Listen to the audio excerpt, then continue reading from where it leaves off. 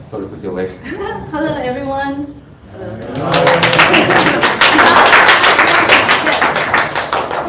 So, hi everyone, my name is Hsiwen Lin. I'm part of the Media and Entertainment Partnerships team at Google, based here in Los Angeles. I'm delighted to be here to representing how Google potentially can help the content partnerships continue to grow their business on our ecosystem. And with that, so APAC has been one of the largest contributors to the growth of the global online video industry, and one of the fastest growing region for Google as well. K-content actually played a very important role to that growth, and not only in APAC, but also in the US. With K-content raising viewership 200% between the 2019 and 2021, Korean content, particularly K-drama, are clearly become the mainstream content in the US. In 2021, everyone knows about Squid Game, one of the most in-demand series debuted in 2021 globally, and also in the US market, that this particular Netflix original also reached the #1 in national streaming chart for many weeks. The other example is the film Parasite, which reached over $50 million in box office in the US.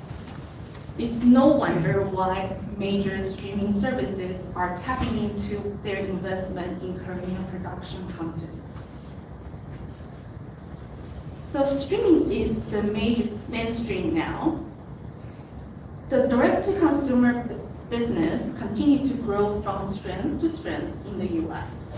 Nielsen reported that up to 83% of the viewers have at least one streaming subscription, while global online video streaming subscription surpassed 1.3 billion last year. Last year, there's 19 million year worth of content being consumed online in the US. So there are more content for the viewers to watch. The video streaming market reached $33 billion revenue last year, and global video streaming market is expected to reach $72 billion in revenue in the next 5 years. At the same time, since streaming now is mature, we also see some significant changes related to the consumer behavior sentiment as well. First, the consumer expectation on search and discovery has heightened. 60% of the global consumer find that process of navigation between streaming services frustrating. Too many content to watch. The second shift we also see is the demanding on flexibility of on the pricing point, and also ad-supported services return. In the next 2 years, over half of the internet user will have used an AVOD service, which is growing twice as fast as SVOD. We're also seeing viewership on the free ad-supported service like Pluto, Tubi, and Samsung TV Plus growing globally. And the last point I also want to make is the increase of importance of the content relevancy and the need to invest in both scalable and international content from the streaming services. While many things are changing in this industry, one important thing that hasn't changed is that TV is still the favorite place to watch long-form content. It's the biggest screen in the home, and it becomes even more important as the center of living room during the pandemic. Smart TV is seeing the fastest growth globally in streaming video time, which is 2 times faster than mobile. According to Nielsen, Streaming has become the dominant TV option since November of 2022 in the US and grabbed a record high of 37.7% of total TV usage in June of 2023. Sorry about that format, it's a little bit awkward here. So, like I mentioned, that now we are not lacking any content to consume anywhere, mainly because even in the US, the US audience have more than 1 million unique video title, that's unique video program to consume anytime. And in short 2 years, the amount of content available to TV viewer has grown by more than 800,000 individual programs. 87% of those individual programs actually resides on the streaming services. International production remained a key pillar for many of the major streaming players, especially during this time when there's ongoing Hollywood strikes. Overall, global demand for non-English content has increased by more than 16% since 2018. American audiences are growing more interested in foreign content over the last few years.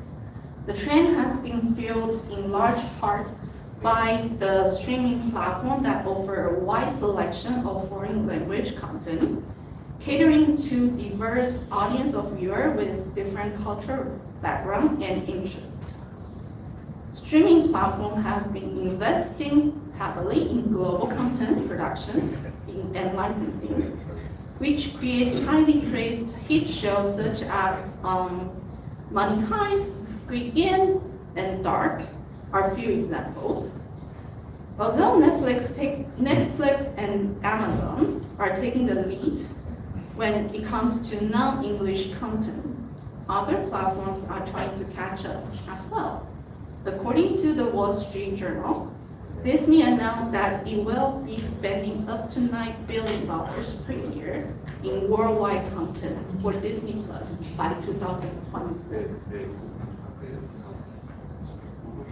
In the US, each streaming service is taking different approach to its international programming. One example is Max or HBO Max, previously known. A significant share of their on-demand content actually is from the other English market.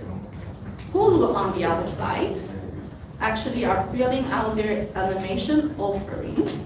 74% of their demand content is international series from Asia. Majority was driven by Japanese anime. Japanese animation routinely ranked the most in-demand subgenre globally, and is not easy to replicate just due to by the other production company with a huge history that they have established. Over the last few years, the makeup demand for foreign content in the US has been changing. There is a huge demand for Asian content and a less demand for European language like Spanish, German, and French. A driving factor beyond the growth beyond demand for the non-English content is mainly Japanese programming, which surpassed Spanish in the last quarter of 2021, become the most in-demand foreign language in the US. On the other side, the demand for Korean shows is largely driven by the popularity of K-pop, which has exploded recent years, especially among young audience. This has helped to drive interest in other forms of Korean media, largely benefiting Korean dramas. The demand for Korean drama content has more than increased double from third and fourth quarter of 2021 after the release of Squid Game. If we look at the generation breakdown of streaming originals audience by foreign language, the audience for Japanese and Korean language heavily skewed towards younger generation. More than 70% of the audience for Japanese shows and 60% of the audience for Korean titles is made up of people younger than 30 years old. At Google, we recognize the value of multicultural content and services for user experience across different screens. Here are some examples that we feature the multicultural services, the multicultural content across Android platform and Play and Google TV.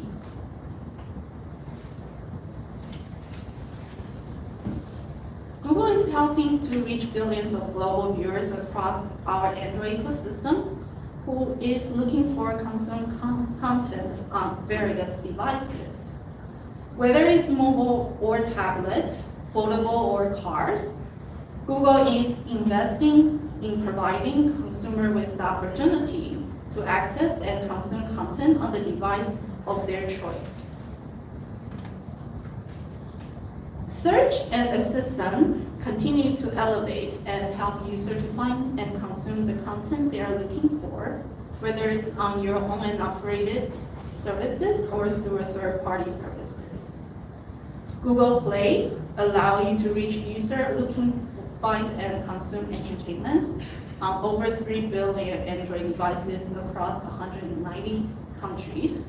And YouTube has multiple solutions across the consumer journey to enable you to distribute your content, whether it's trailer, clips, film, TV shows, or even your own streaming services to 2 billion monthly users.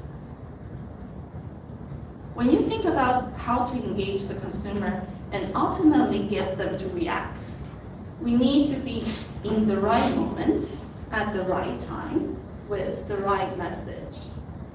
Google Search provides a number of tools to help the organic discovery in the moment that matters. From watch action notification or with Google TV and Assistant can help users to discover content and put your service top of the user's mind.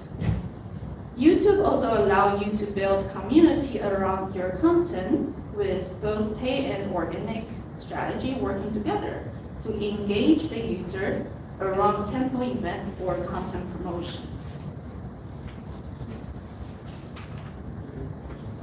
We have a very rapid growing ecosystem that gained huge traction globally, platform that consumers love with strong innovation pipeline and opportunity beyond integration that will help partners acquire and retain their audiences. The media entertainment team at Google is here to provide a strong service capability and welcome partners to join the largest content distribution platform. With that, I thank you for having me here today.